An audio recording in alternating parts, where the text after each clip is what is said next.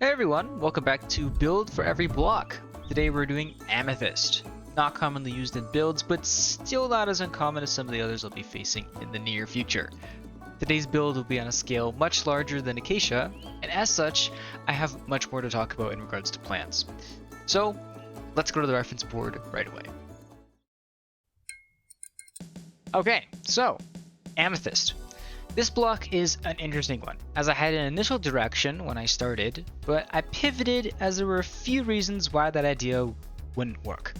I wanted to make a crystal mine when I initially thought of this build, referencing this image, which I believe is from Final Fantasy XIV. However, after some more thought into the scale of the build and how I was going to present it, I decided not to do it, as the reason why I wanted the series to exist alongside the build showcase was so I can post more often and of course have an excuse to experiment with different blocks and styles. The mine was not going to be finished in the timeline I wanted this series to comply with, so I started searching for another idea. That's when I found this image and instantly thought of a crystalline library with a big crystal in the middle surrounded by pillars. This would be a bigger build compared to Acacia, which was quite small, however, smaller scale than the mine, which is mostly what mattered here. From there, I started searching for other images to work alongside the first one to build up what the library was going to look like in my head. And even though these images did not end up majorly affecting the end result, it did help solidify the image of what the library was going to look like. From these reference images, I made a basic layout of what I wanted the build to look like in MS Paint. Clearly my talents are not in drawing, but it gets the job done. I just wanted to jot down the layout and fiddle with it when I get to that stage of the build. I am using this relatively basic arch as a reference because I was having trouble creating the entrance of this build, as I'll show you when I get there. Entrances are possibly the hardest part of any build, as it quite possibly has to be the best part as it sets the tone for the rest of it. Now that I've built the idea of what I want the library to look like, now it's time to actually start building it. So let's get to that right now. So, this build starts from what I really had refined in my head. That being the center crystal, then building out from there. There are really two main ways to approach building, either inside out or outside in. Since I had a solid idea of what the inside looks like, or at least part of it, I'll be doing inside out.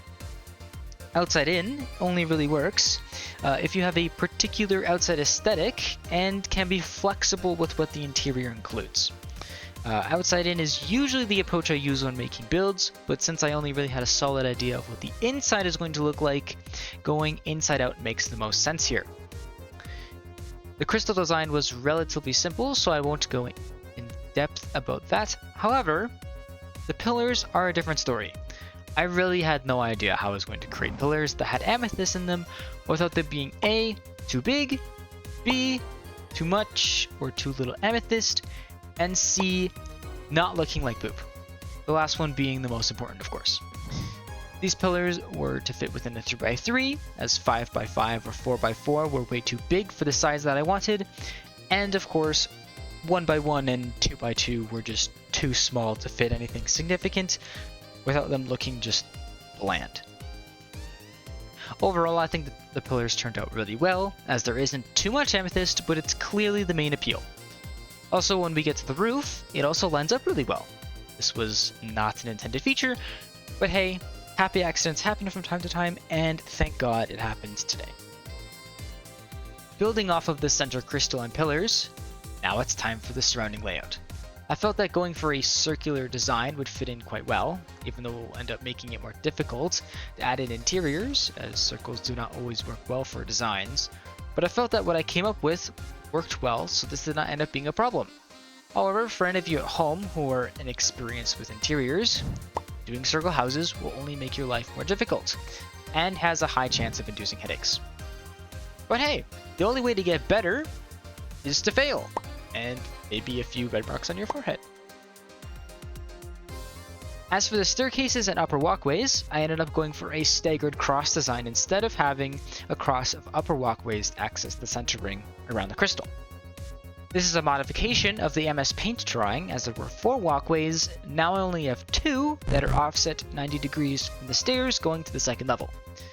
This still has the cross I had in mind when initially planning, but it crowds space less. something to keep in mind when creating spaces and interiors, managing space is the main thing you really need to think about. Filling that space is important, but also knowing when to stop and conserve open space for ambience is extremely important if you don't want that space to feel cluttered and cramped. Unless that's what you're going for, then go for it. Now for the actual interior furniture, so to speak.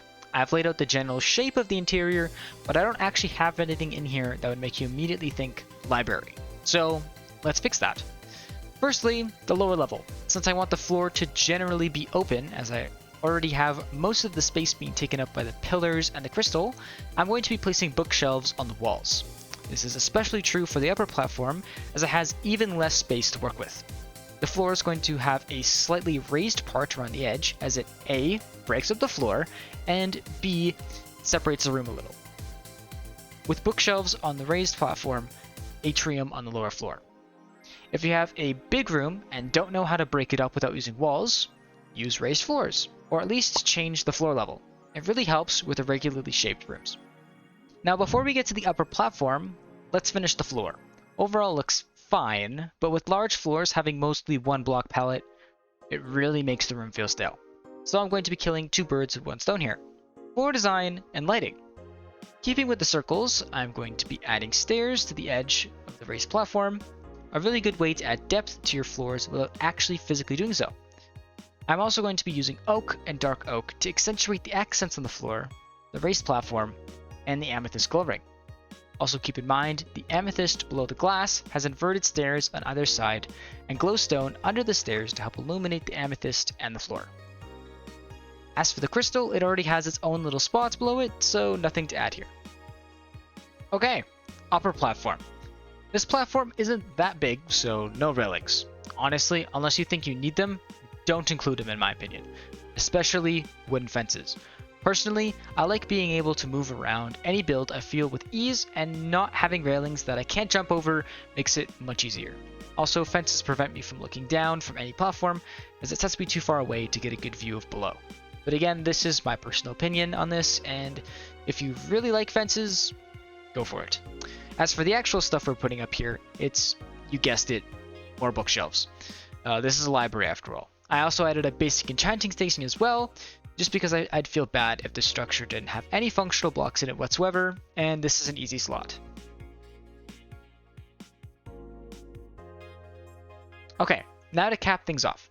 First and foremost, the hemisphere for the center dome. I'm not going to try and explain how to make one. Find a voxel sphere generator online. Honestly, a godsend for this type of stuff. As for the actual roof design, I have two main sections, the dome and the flat part. I messed with a bunch of different block palettes and designs for the roof, but ultimately I came up with a purple gradient.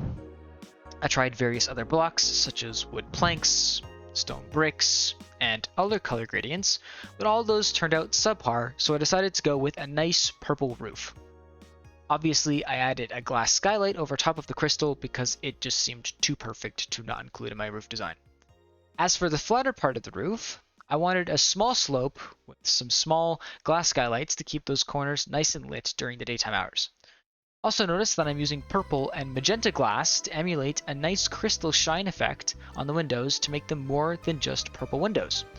Overall, the flat section wasn't too challenging to create, it was just a matter of lining up the slabs with the circles to keep the overall circular design of this build consistent. Now for the last part of this build, the exterior. But first and foremost, the entrance. As I said before, I had some difficulty in making this. I really didn't know what type of arch would work here, but when I saw that arch design in my references, I ended up going for a tiered design so as to add depth and break up the colors on the front. As for the walls, I typically don't make them 2 blocks thick, however, I'm willing to make an exception here because bookshelves are terrible exterior blocks.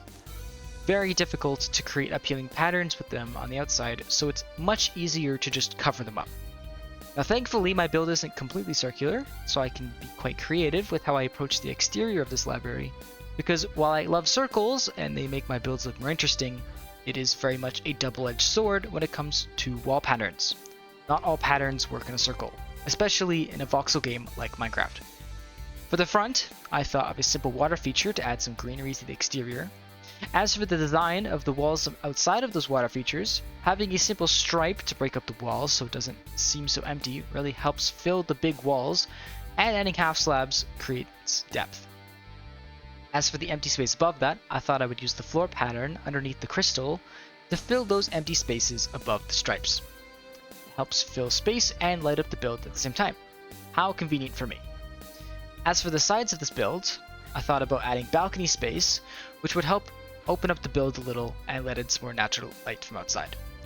Relatively basic design here, so not really going to add much to this. As for the back, I wanted something a little different, so I changed the star design a little and incorporated a nice stained glass window as well for adding another centerpiece outside to draw your eyes in somewhere. Also, I wanted to break up the same pattern of stars because I used them all over the place and I wanted to change them here, and I thought this was the perfect opportunity to do so. That's it! Over 11,000 blocks later, my majestic Amethyst library is done. I am personally pleased with how it turned out. I don't have much experience with working on this kind of scale, but ultimately it just came down to applying the concepts from previous builds to a slightly larger scale. I'd also recommend all of you at home to try and build a little bigger than you usually do, just to see what you can come up with. Being a little uncomfortable with the scale will only make you a better builder. But that's it from me. If you enjoy the build, make sure to like the video, and comment down below your favorite part of the build, or what you would have done with the Amethyst. Anyways, see you guys next time.